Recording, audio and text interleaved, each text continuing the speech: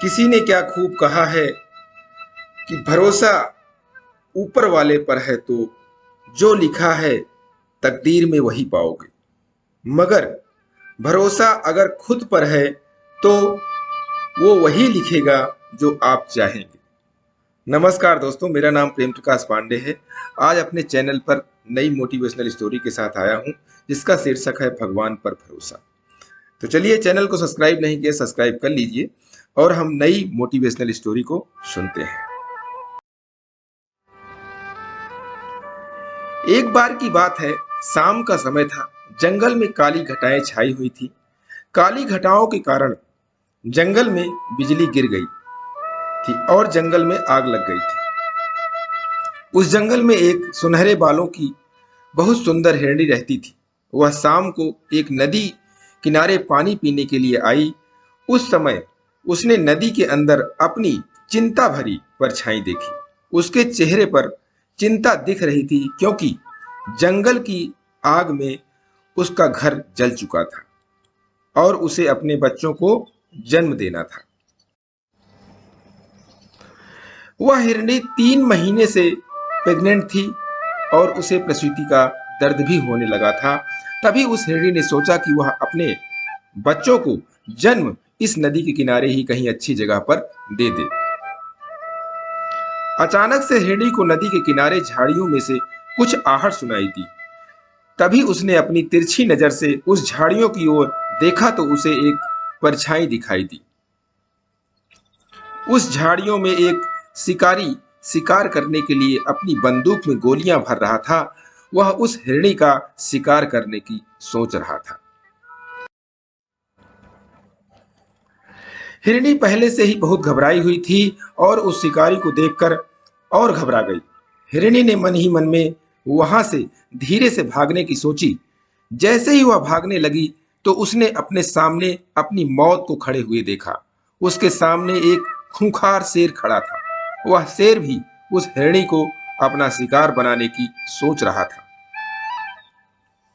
हिरणी ने चारों तरफ देखा, जिसमें कुछ तरह वह शिकारी, दूसरी तरफ शेर, तीसरी तरफ जंगल की आग और चौथी तरफ वह नदी। हिरणी चारों तरफ से घिर चुकी थी।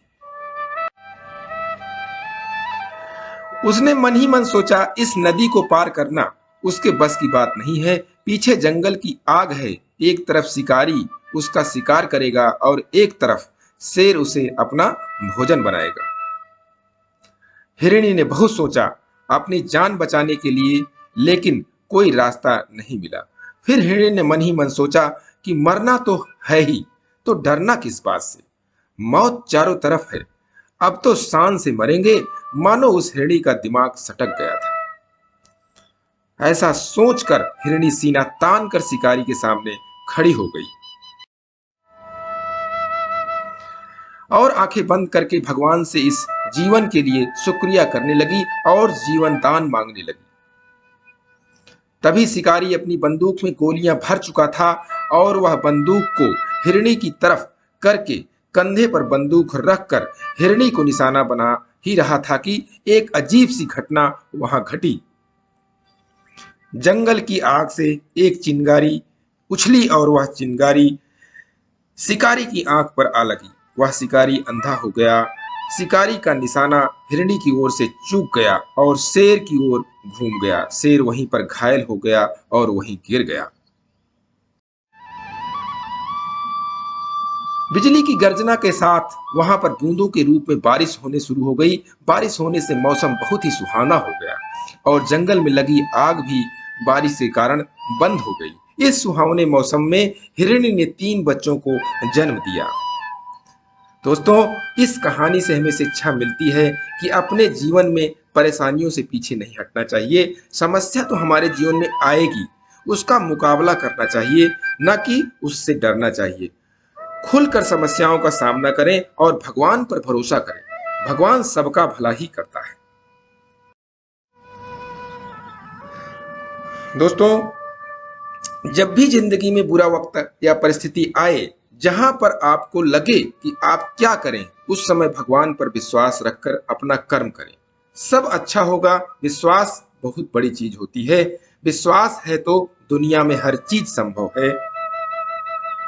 कहते हैं जिसका कोई नहीं होता उसका भगवान होता है, ऊपर वाला होता है। जब कोई सहारा नहीं देता तब भगवान का सहारा होता है। ये कहानी अच्छे बुरे समय में भगवान पर भरोसा रखने और कर्म करते रहने की सीख देती है।